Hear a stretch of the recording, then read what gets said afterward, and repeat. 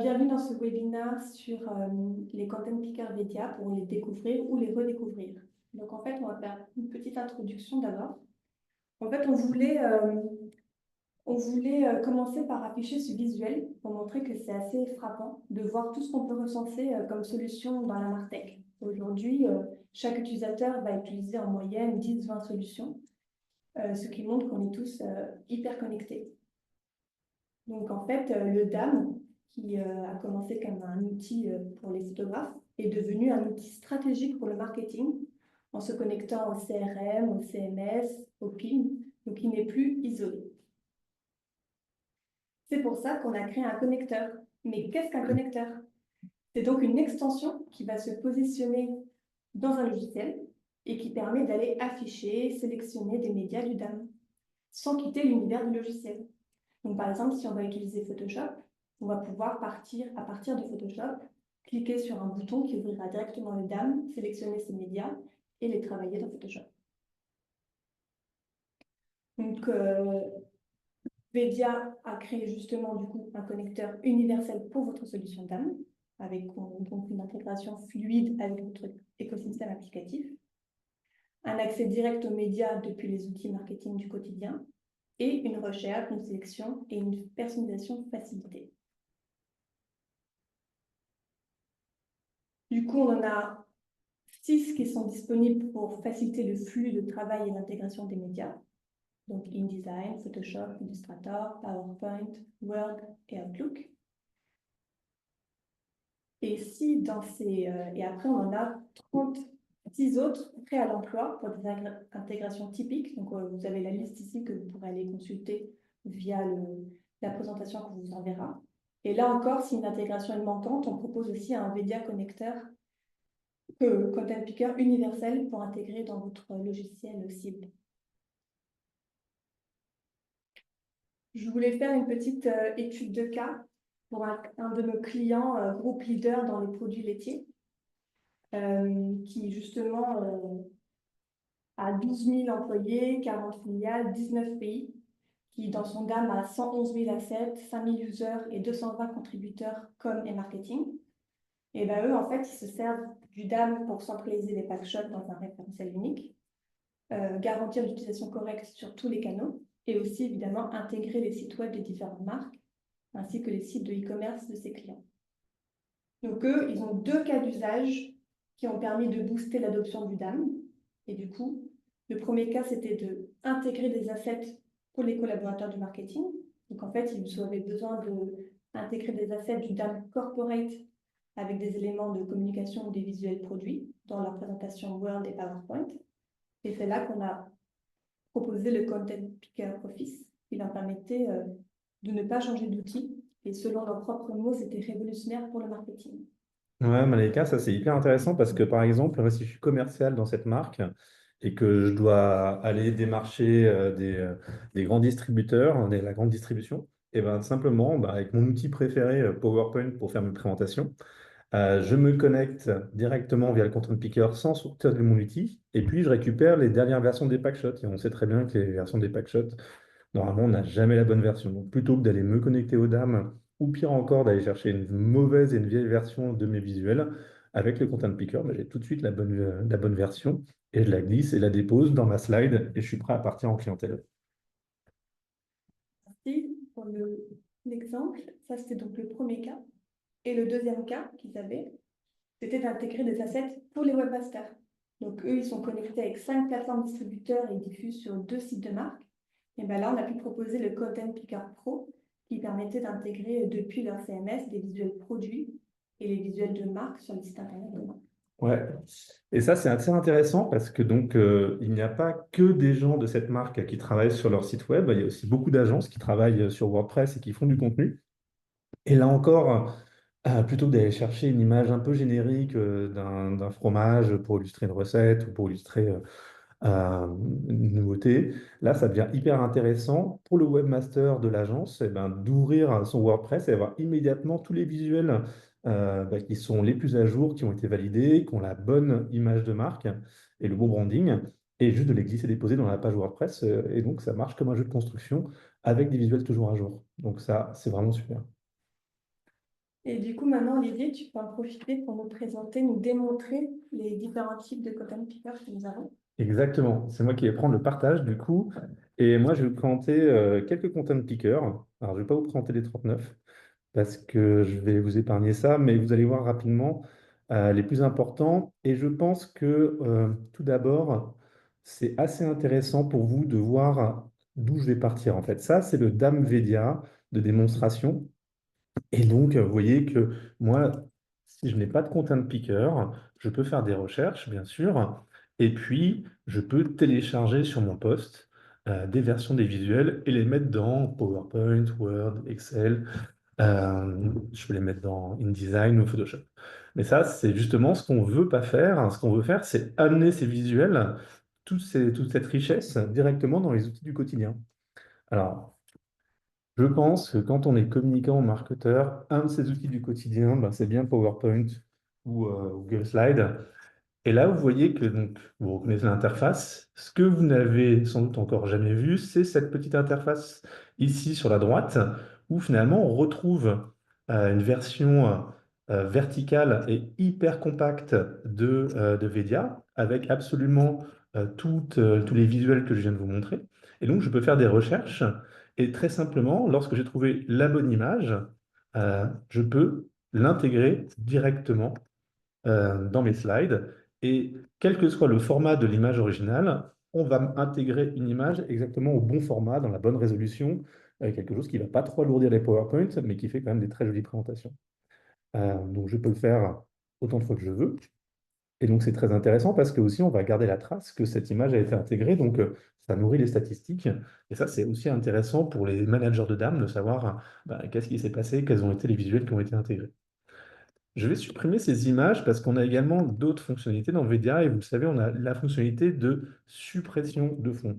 Donc dans cette charte graphique, on voit que j'ai des fonds colorés et que l'image ne s'intégrait pas très bien, mais juste en utilisant le second bouton, on voit que là, j'utilise les fonctionnalités de retouche d'image intégrées dans VDA pour hyper simplement aller plus loin dans ma présentation. Voilà, donc ça, c'est vraiment les bases du Content Picker, un outil de recherche, une apparition directement intégrée dans l'outil, et donc sans justement casser mon geste métier, j'ai vraiment accès à tous les médias, et quel que soit leur format d'origine, Photoshop, TIFF, je les intègre dans un format complètement compatible au PowerPoint, avec en plus des fonctionnalités de retouche d'image. Alors, j'ai un autre logiciel bureautique qui est intéressant, c'est Word. Alors, là aussi, c'est aussi le même principe où, très simplement, on a cette extension ici, et avec le même principe, je vais pouvoir intégrer ces images et on voit que on est toujours dans le même geste hyper fluide d'intégration d'image. Donc, tous les logiciels Microsoft sont supportés. Donc, on a même des clients qui l'utilisent sur Excel pour faire, par exemple, des listings produits avec des visuels et également Outlook. Et là, c'est aussi intéressant puisque Outlook, on va pouvoir aussi intégrer des petites vidéos, contrairement justement à Word où intégrer une vidéo a peu de sens. Et donc, ça permet justement d'aller complètement agrémenter ces emails avec des mini-vidéos qu'on va trouver dans le DAM pour les envoyer à des correspondants. Alors, je vais changer d'univers, et je vais changer d'univers pour aller dans l'univers des studios graphiques. L'outil principal des studios graphiques, c'est Photoshop. Donc ici, je suis dans Photoshop, la dernière version 2025. Et là encore, alors c'est un peu différent puisqu'on est obligé de s'adapter à chaque interface finalement. Donc, pour toute la suite Office, on voyait qu'on avait choisi d'avoir un bandeau sur la droite. Photoshop nous permet d'avoir ce genre de palette, du coup, qui est redimensionnable. Donc on va en profiter puisque du coup, on va pouvoir bénéficier de tout l'espace dont on a besoin ou au contraire de détroitiser la palette, de la docker, exactement tout ce qu'on peut faire avec des palettes natives Photoshop. Et on retrouve le même principe où j'ai mon champ de recherche. Et là, je vais pouvoir aller récupérer mes visuels et construire ma bannière publicitaire ou ma pub digitale avec juste un glisser-déposer dans le document. Et là, à l'inverse, on va télécharger une très très bonne résolution dans le document, puisque c'est ce qu'on veut. On veut que le graphiste bénéficie de la meilleure résolution. Donc, on a vu un petit temps de chargement et on voit ici que la prévisualisation, à l'inverse, est de très bonne, l'image est de très bonne qualité. Je ne sais pas si vous le voyez à travers Zoom, mais ce qu'on veut lorsqu'on utilise des logiciels graphiques, bah, c'est récupérer l'image dans sa meilleure qualité. Donc là encore, les content pickers sont intelligents. Si je suis dans PowerPoint, on va ramener une image tout à fait taillée pour PowerPoint, mais on comprend très bien que si vous êtes designer, eh ben, vous voulez la meilleure image avec la meilleure résolution, et c'est ce qu'on va vous ramener dans Photoshop. Alors, il y a encore aussi d'autres outils de du Creative Cloud d'Adobe qu'on supporte, Illustrator, mais je pense que InDesign est assez intéressant aussi. InDesign, on va retrouver, vous voyez exactement la même palette et avec le même outil de recherche. Et donc, je vais pouvoir glisser déposer les médias dans les boîtes images. On va télécharger la meilleure résolution. On va bénéficier des outils de InDesign pour faire du fit image et pour centrer mon image ou l'adapter en fonction de mes besoins. Et vous voyez, en un seul clic, j'ai vraiment glissé déposé l'image et c'est un lien qui est déjà déposé. Et donc, à la différence de, de Photoshop, on va vraiment garder le lien. Et donc, vous pouvez retoucher cette image. Elle va apparaître dans les liens de InDesign et vous allez pouvoir les retravailler. D'où, en fait, ici, cet onglet Media Links qui vous permet d'ouvrir les liens et de les retravailler. Alors, pourquoi ici, je n'en avais pas? C'est qu'il y a deux façons de faire un glisser-déposer dans InDesign. La première, c'est ce que je viens de faire. On va juste copier l'image. La deuxième, c'est de faire un lien dynamique en appuyant sur la touche Option, où là, on va vraiment créer une liaison entre le DAM et le document InDesign. Ce qui veut dire que si je modifie cette image dans mon DAM, elle sera automatiquement modifiée et mise à jour dans mon document InDesign, ce qui permet d'imaginer des workflows où des graphistes vont retoucher les images, alors qu'en parallèle, un monteur va faire tout le travail de design et de création dans InDesign. Et chacun aura la dernière version à jour de son document. Donc là encore, ça a énormément de vertus et vous voyez que chaque content picker finalement a ses petites particularités, ses spécificités pour s'adapter au plus proche justement des outils dans lesquels on est. Alors, on a parlé tout à l'heure avec cette fameuse marque de produits laitiers des webmasters qui font de l'authoring et c'est le moment justement de passer dans à quoi ça ressemble lorsque je suis un webmaster. Voici Drupal. C'est un des logiciels les plus utilisés pour créer des sites web. Donc ici, je suis complètement dans l'interface de Drupal. Et l'interface de Drupal permet de faire des objets de contenu, des articles dans mon cas. Et là, il y a, en tant que designer, webmaster, en fait, euh, j'ai aussi envie d'avoir accès à cette librairie de médias. Donc, cet article est en bon progrès, mais j'aimerais bien aller un peu plus loin et rajouter des images. Donc, je vais passer en mode édition dans Drupal. Le mode édition dans Drupal amène un formulaire où on va retrouver en fait tout ce que j'avais euh, vu tout à l'heure dans sa prévisualisation. Et on voit qu'il y a une image et j'ai envie d'en rajouter une deuxième. Ici, j'arrive sur un champ qui s'appelle le Media Image et comme son nom l'indique, je vais pouvoir aller cliquer sur le bouton, sélectionner une image dans le DAM Media. Et là, cette fois-ci, vous voyez, encore une fois, on va essayer de tirer parti de tout ce que les logiciels peuvent nous offrir. Donc là, on a de la place, donc autant ouvrir le DAM dans sa version la plus extensible possible, contrairement par exemple à, à PowerPoint où on était contraint en fait avec un tout petit espace. Là, on a vraiment de la place pour aller faire ses recherches, on peut utiliser les filtres, donc on est sur une ergonomie qui est encore plus puissante. Et là, j'ai le bouton intégrer qui, vous voyez, va intégrer l'image Vedia dans l'article en un seul clic. Et là encore, c'est une image dynamique. Si jamais elle est changée dans le DAM, ou si jamais elle est modifiée, ou si jamais elle est dépubliée, eh bien, l'article Drupal va être complètement connecté. Et sans avoir besoin de faire des copiés, je vais pouvoir récupérer mes médias toujours à la bonne résolution. Et vous voyez, encore une fois, qu'on va travailler en essayant d'utiliser au maximum la puissance de l'outil Drupal. Euh, Par exemple, lorsqu'on met une image dans Drupal, on demande d'avoir ce qu'on appelle le texte alternatif. C'est donc c'est tout ce qui n'est pas visible, qui sera uniquement visible par les moteurs SEO ou par des personnes qui ont besoin d'avoir accès uniquement au texte, parce qu'ils sont par exemple, ils ont des problèmes de vue. Et donc là, on va récupérer automatiquement une information et on va remplir naturellement ce texte alternatif. Et également, on va avoir des options de redimensionnement qui sont liées au template Drupal, c'est-à-dire la façon dont la page web va être rendue, qui vont complètement être gérées aussi par le Content Picker Media. Donc, on voit que là, encore une fois, on a utilisé toute la puissance du Content Picker pour amener l'image, toujours en ne la recopiant pas, mais en créant un lien dynamique avec le DAM. Je vais terminer avec un outil du quotidien qui a devenu un outil du quotidien chez la plupart des marketeurs, c'est Canva. C'est-à-dire qu'il n'y a pas en effet que les outils très professionnels, très métiers, mais également des outils un peu génériques aussi sur lesquels on va pouvoir travailler. Et pour ceux et celles qui utilisent Canva, vous retrouvez cette interface qui est une sorte de designer hyper simplifié que la plupart des marketeurs adorent parce que ça permet de faire des bannières ou des pubs de façon hyper facile. Et vous voyez, dans tous les outils ici qu'on voit qui sont offerts nativement par Canva, et bien vous en voyez un supplémentaire qui est connecté lorsque vous avez accès justement à la médiathèque Vedia. Et là encore, très simplement, je vais faire ma recherche, je vais avoir accès à tous les médias. Alors, je me suis déconnecté, j'étais déconnecté entre-temps, mais justement, ça me permet de vous montrer que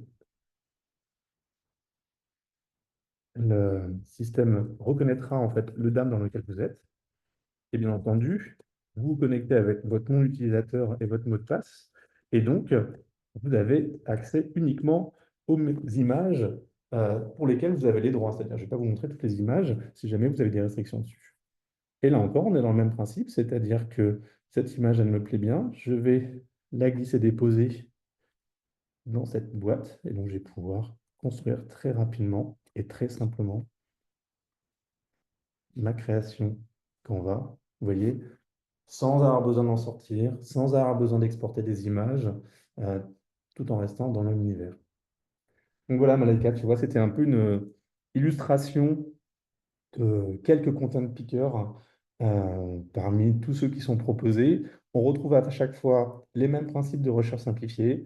Lorsqu'on peut, on va essayer d'éviter de dupliquer l'image et de créer un lien dynamique lorsque les logiciels le permettent. Et vous voyez, on s'intègre tout à fait dans l'univers graphique de chaque solution dans laquelle on propose le content picker. Et encore une fois, je vais insister sur un point que tu as dit et qui est hyper important. Si jamais il vous manque une intégration, c'est vraiment très simple de l'intégrer grâce à notre Content Picker Pro qui justement est complètement dédié à cette intégration simplifiée dans une solution qu'on n'aurait jamais vue ou qu'on ne connaît pas encore, avec donc quelques lignes de JavaScript pour s'intégrer dans des solutions hautes nouvelles. Merci en tout cas. Merci Olivier. Est-ce qu'il y a des questions dans l'assistance?